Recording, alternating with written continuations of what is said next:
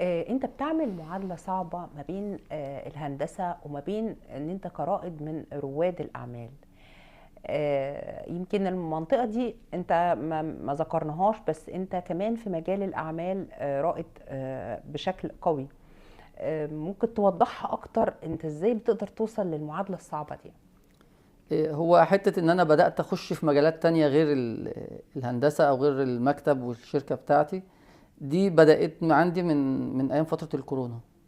لما كان في كورونا والبلد وقفت والدنيا وقفت، انا عندي موظفين وعندي ناس كانت شغالة في الشركة والفترة دي طبعا ما كانش حد بيدخل حد بيته. كان الشغل بس اللي ممكن اللي اقتصر علينا في الفترة دي الايام او الاعمال اللي هي كانت شقق فاضية خالص بتتشطب بتاعت عرسان او مفيش احتكاكات بالناس ببعضها مع الحظر وكده. فخلتني اراجع حساباتي، ان ساعتها كان الهدف او كان البلان بتاعي ان انا آه، حتى لو هفتح اعمال تانية فلازم تكون ليها علاقة بالشركة او بالديكور او بالمكتب. ممكن اعمل مثلا مصنع اساس، ممكن اعمل حاجات ليها علاقة بشغل الديكور تكمل شغلي. لما جت فترة الكورونا فقلت لا، هو انا لازم يبقى عندي او اعتمد ان يبقى عندي حاجات تانية او اعمال تانية من شأنها لو حصل دروب في جزء فالدنيا كلها ما تقفش. يبقى في باب تاني على الاقل اقدر مثلا اعمل منه المرتبات، الناس اللي موجودة ما مشيهاش خلاص. يعني موضوع الكورونا ده ما هو الا درس لناس كتير، مم. يعني درس تعيد ازاي مبعوث. تدوير حياتك اه بشكل كبير، وان انت تقدر بس تكمل في ان عجلة العالم الحياة، كله وقف في لحظة. تحط بدايل ليك في بس حياتك. العالم وقف في لحظة، فانت لو انت مكرس حياتك ومكرس نفسك على حاجة معينة وما اتعلمتش من الدرس ده هتفضل طول عمرك مش بتتعلم. لا، ده درس ربنا اداه للناس كلها، ان انت ابدأ تاني. لا، مفيش حاجة مضمونة، مفيش حاجة مضمونة خالص. ده في كلمة، في كلمة العالم كله اتقفل، مش هنقول البلد كلها اتقفلت، في كلمة. فبدأت ان انا افكر من هنا ان انا يبقى ليا بيزنس تاني خارج موضوع الشركة بتاعتي او خارج موضوع الهندسة والديكور وكده.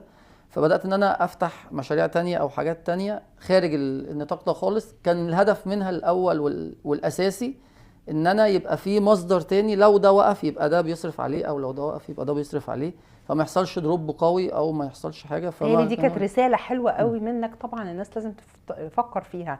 ان يعني نقدر نقول ان مثلا ما نحطش البيت بتاعنا في سلة واحدة، نبقى معانا كذا بديل وكذا حاجة.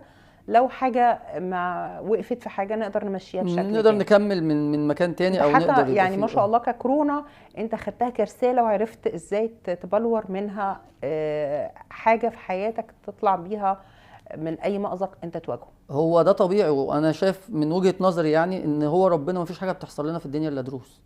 يعني اي حاجه بتظهر قدام الواحد، اي عقبه، اي مشكله، اي حدث بيحصل في طريق الواحد ما هو الا درس. فانت يا تفهم الدرس مفيش حاجه يعني. وكل شيء خلقناه بقدر. ربنا ما فيش حاجه بتتعمل كده اعتباطا. حتى خلق الشخص ذات نفسه، الانسان هو معمول لوظيفه.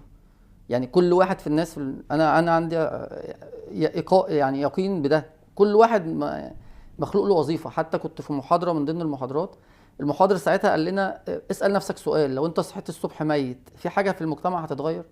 في حاجه هتتعطل عليك؟ ولا الموضوع ان الناس هتدفن وتزعل وتعيط وتروح بالليل تسهر وتشوف يمكن دي اشغالها؟ متهيالي منطقة تانية كانت مرحلة في حياتك مم. محورية، غيرت فيك حاجات كتير المنطقة دي.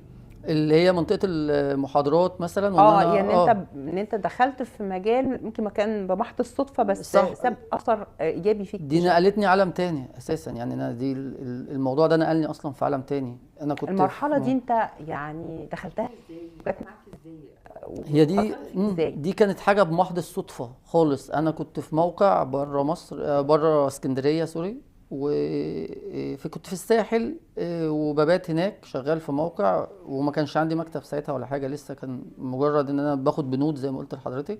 كان عندي موقع في الساحل وكنت شغال فيه، واتصل بيا حد سيلز كده بيعرض عليا منتج معين. المنتج كان عاجبني، كنت حابب ان انا اشتريه. فما كانش المواعيد متظبطه. يعني انا مش موجود، يا اما انا ارجع فاللي بيبيع لي مش موجود.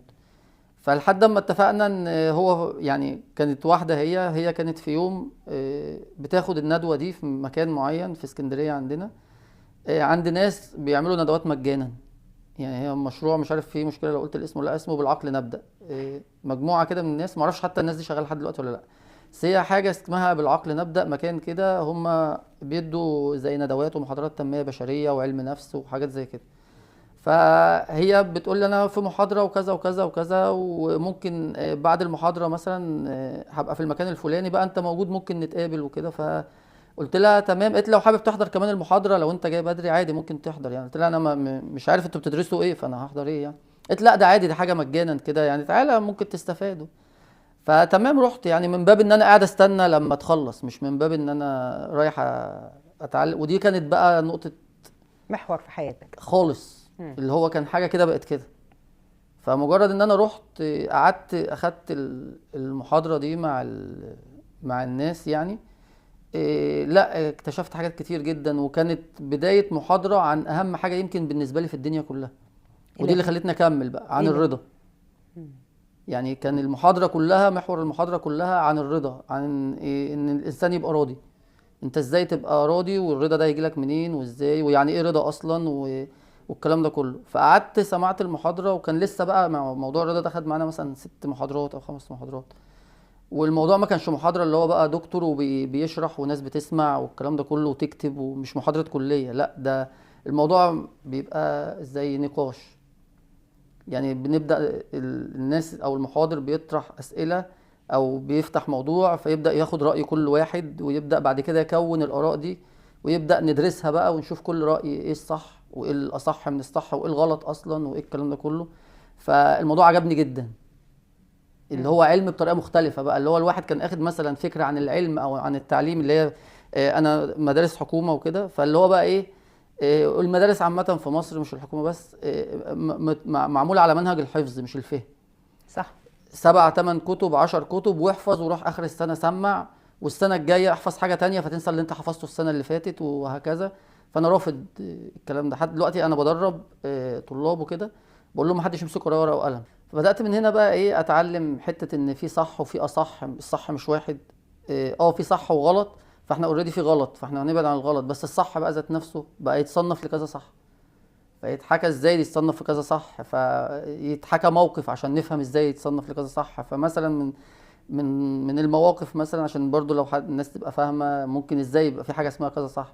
يقول لك مثلا، انا فاكر الموقف ده كويس جدا، ان كان محور نقاش بشكل كبير. قال لك مثلا لو انت موظف في شركه وشفت زميلك بيسرق من الخزنه اللي اصلا زميلك التاني هو الامين عليها، يعني محاسب عنده خزنه قفل ومشى، فجه زميلك دخل فتح الخزنه دي وسرق فلوس ومشى.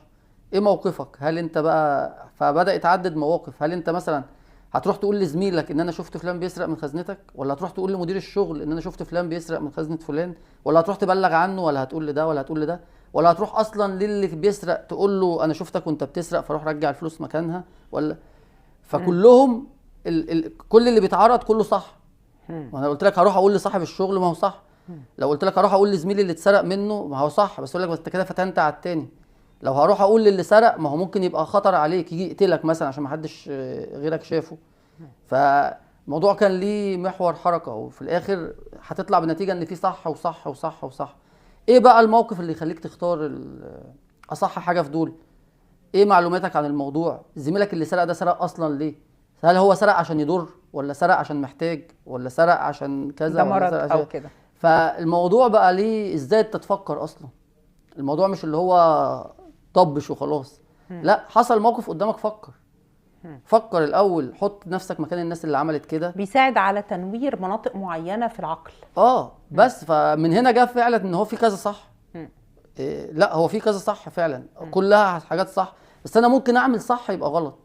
يعني انا ممكن اعمل حاجه صح ويجي حد يكلمني ما انا عملت كده، ما هو ده الصح، بس هو غلط. في صح تاني كان ممكن يتعمل لو انا فكرت، لو انا حطيت نفسي مكان اللي اتسرق، لو انا حطيت نفسي مكان اللي سرق وبدات افكر الناس دي عملت كده ليه وبتاع، هوصل لحته معينه. الحته دي اللي هتخليني اخد القرار المظبوط او الصحيح اللي يخدم كل المصالح او اللي يحقق المطلوب، وهكذا. فكان هنا كانت محور حركه بالنسبه لي، او كانت محور تغيير حياه بالنسبه لي. بدات بقى مع الناس دي اخش بقى في التنميه البشريه، ومع المجتمع كمان اللي مع الناس بقى اللي هم الزمايل اللي معانا اللي بتحضر الندوات والكلام ده كله، فده يبقى عارف ان في ندوه هنا مع حد معين فنروح، وده عارف ان في ندوه هنا مع حد معين فنروح. بدأنا ناخد الموضوع بقى ايه، المجتمع كمان اللي حواليا بقى كله كده.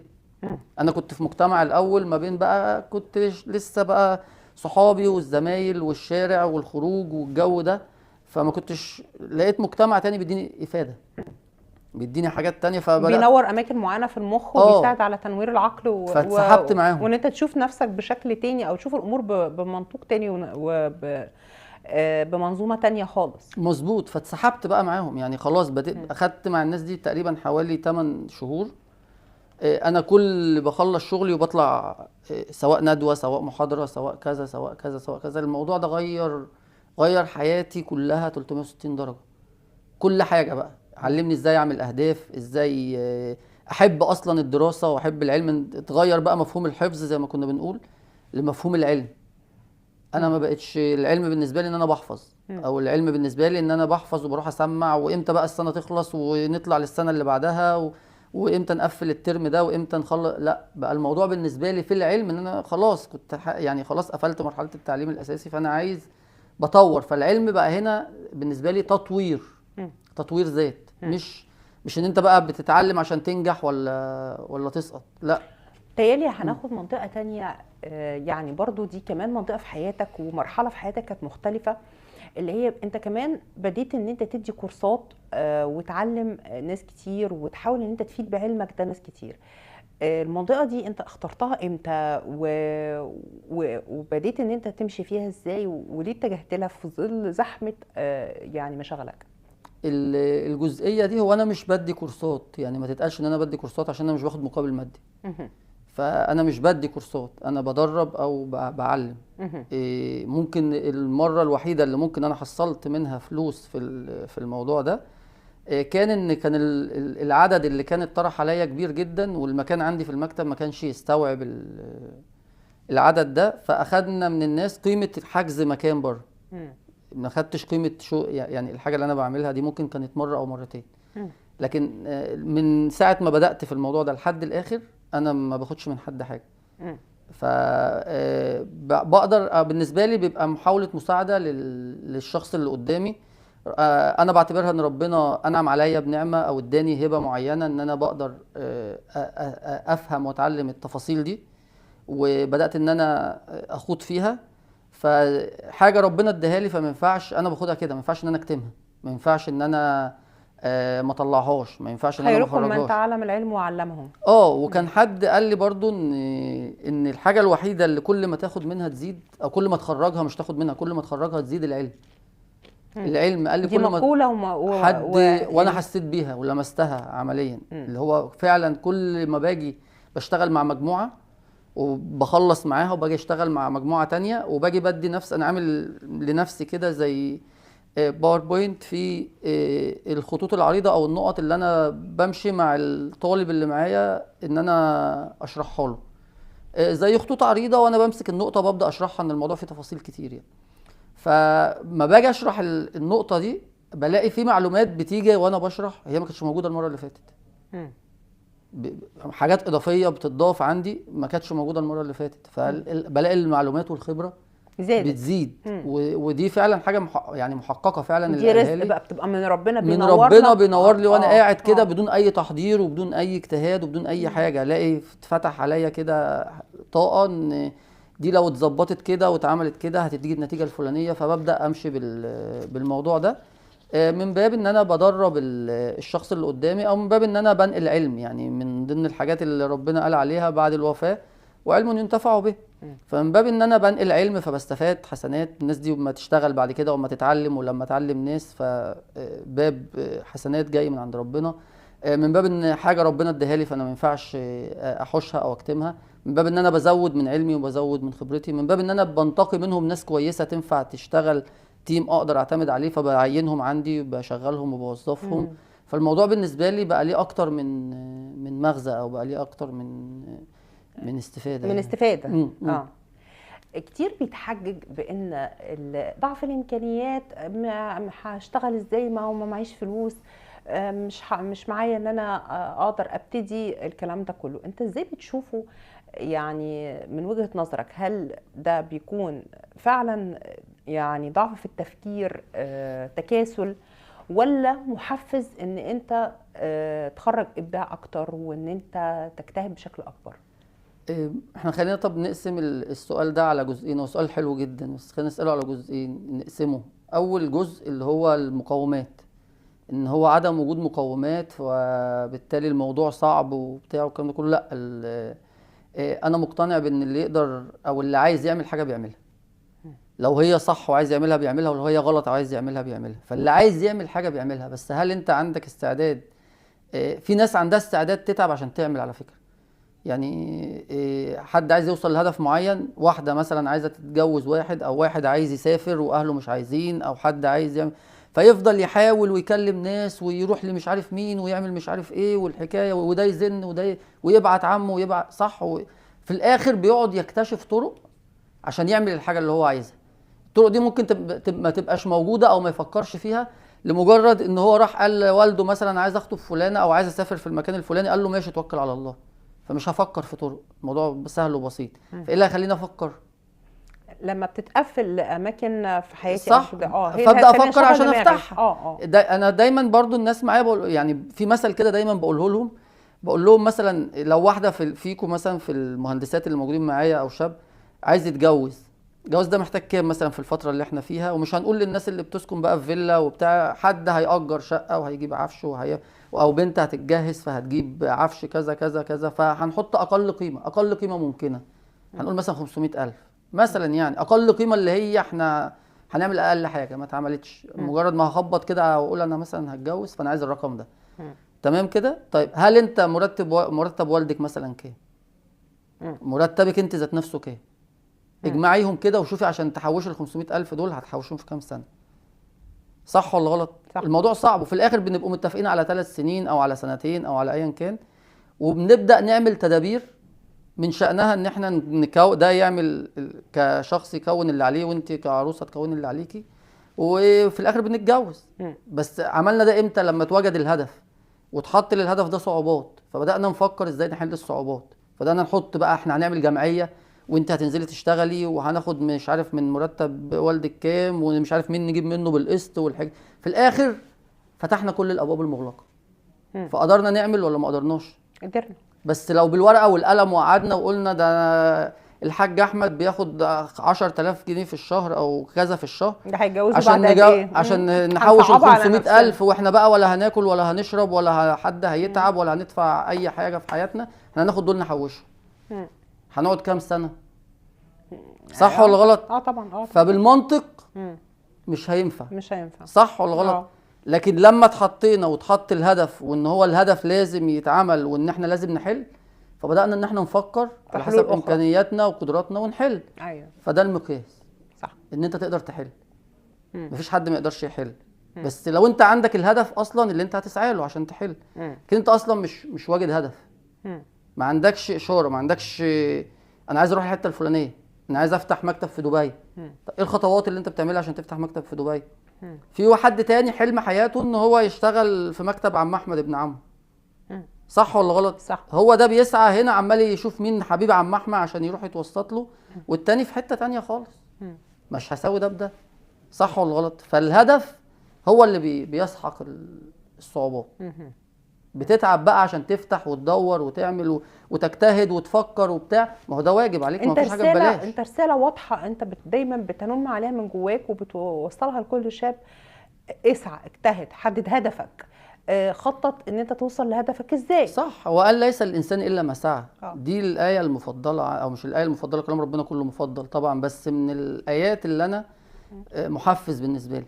وقال ليس الانسان الا ما سعى وان سعيه سوف يرى. ربنا مش هيقول حاجه غلط. يعني اللي انت هتعمله هتلاقيه. هيتشاف. مفيش حاجه اسمها ما تجيش تقول بقى ايه انا ما انا اتعلمت اهو، رحت خدت كورس وما حصلش حاجه، ما انا طلعت اهو رحت الكليه وجيت وما حصلش حاجه، ما انا اهو رحت مش موضوعك يا باشا. يا ايها الذين امنوا لا تسالوا عن اشياء ان تبدى لكم تسؤكم. ما تسالش ربنا هيدي لك امتى وهيرزقك امتى وهيعليك امتى. انت يا باشا في مراحل، خد بالاسباب. حط هدف زي ما اتفقنا، وخد بالاسباب زي ما قلنا دلوقتي. احنا عايزين نجوز البيت، هنعمل ايه عشان نجوز البيت؟ صح، حطينا هدف عايزين بعد 3 سنين نجيب الحاجات دي كلها او نعمل حطينا هدف، هتلاقي كل العالم اتسخر للهدف، وربنا بيبقى كمان ايده معاك بيساعدك طالما شايفك بتجتهد بتحاول وبتسعى بالحلال، مش عايز ما بتبغاش في ده حاجه غلط، مش رايح تفتح شركه عشان صاحبك ولا قريبك فتح شركه فانت مش عايزه يبقى احسن منك، فانت لمجرد ان هو مش عايزه يبقى احسن منك انا هفتح شركه. مش عايز تفتح شركه عشان مش عارف مين فتح وانت عايز تضره، فانا هفتح بقى وانزل عروض وعلى نياتكم وخصومات. ترزقون. ايوه، وهروح بقى هوقعه، هو بيبيع ب5 وانا هبيع ب2، انا مش هخليه يشتغل. انت فاتح عشان تضر مش فاتح عشان تنفع. صح. فلو انت نيتك خير، اخلص النية. نيتك خير وبتسعى ومركز في ورقتك زي ما بيقولوا، عارف انت عايز ايه وهتعمل ايه وما بتضرش حد، فاكيد ربنا معاك وربنا هينور لك طريقك حتى لو في صعوبات. انا ما كملناش الموضوع ده في الاول، ان انا اما قابلتني صعوبات، انا اما فتحت لوحدي مثلا وبدات صفيت مع الناس اللي انا شركتها تاني، بدات افتح لوحدي، انا كان عندي هم كبير جدا ان انا ادفع اجر سكرتير.